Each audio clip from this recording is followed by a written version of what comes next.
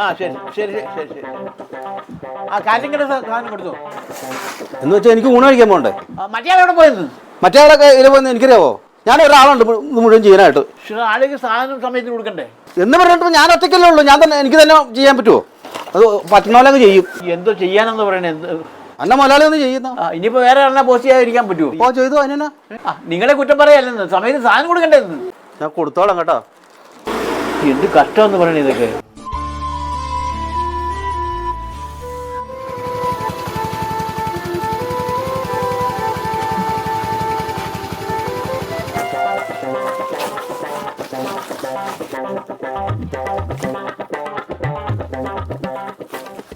എന്താ മോളെ വന്നേ?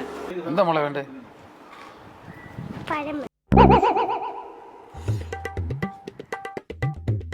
എന്താ അവിടെ?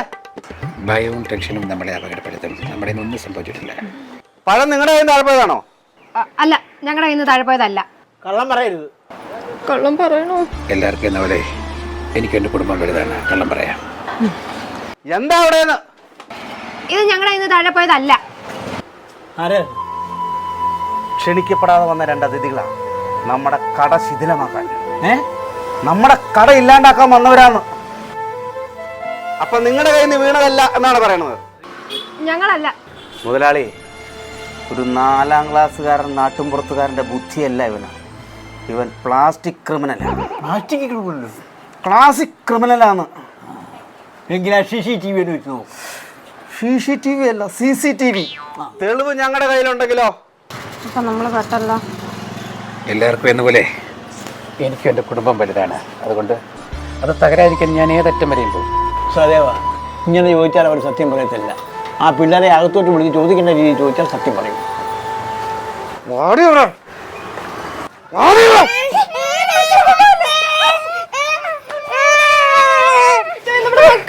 ഭയവും ടെൻഷനും നമ്മളെ അപകടപ്പെടുത്തും. കള്ളന് കഞ്ഞി വെച്ചെൻ്റെ മക്കൾ അവരെങ്ങനെയും ഊരി വരും. ഞാനാ പറയുന്നത്.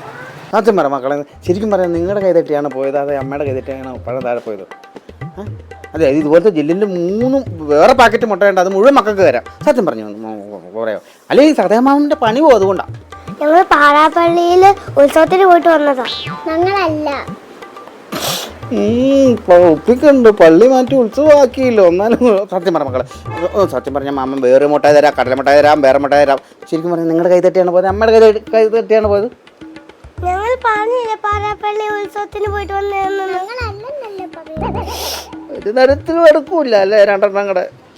അവസാനമായിട്ട് സദയമാമൻ ചോദിക്കുകയാണ്, വേറെ കേക്കുണ്ട്, അതെല്ലാം തരാം. സത്യം പറ, നിങ്ങളുടെ കൈ തെറ്റിയല്ലേ പോയത്? ഞങ്ങൾ പാറാപ്പള്ളി ഉത്സവത്തിന് പോയിട്ട് വന്നേക്കാണ്.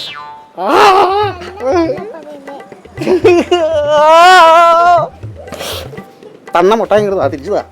2 പേരോടും കൂടി പറയുകയാണ്, പക്ഷെ ഞങ്ങളിത് തെളിയിക്കും. നിങ്ങൾ DNA ടെസ്റ്റ് നടത്തിയിട്ട് എന്തെങ്കിലും തെളിവുണ്ടെങ്കിൽ വാ, ഞാൻ പൈസ തന്നേക്കാം. 3 രൂപയുടെ പഴത്തിന് ഞാൻ 30,000 രൂപ മുടക്കി DNA ടെസ്റ്റ് നടത്താനല്ലേടാ?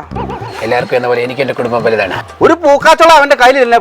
പിള്ളേരുമായിട്ട് അവൻ ഷോപ്പിങ്ങിനാന്ന് പറഞ്ഞ് ഇറങ്ങിയേക്കുവാണ്. എന്ന പോലെ എനിക്ക് എൻ്റെ കുടുംബം വലുതാണ്. ഇത് ഞാൻ നിന്റെ പൈസ ഞങ്ങൾ മേടിക്കുക. സിനിമ കാണണം.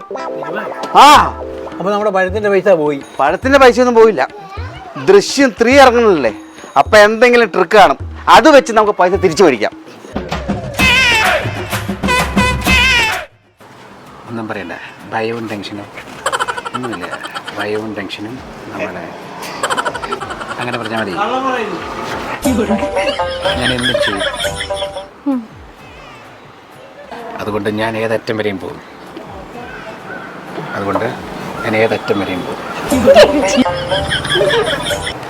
എൻ്റെ കുടുംബം വലുതാണ്.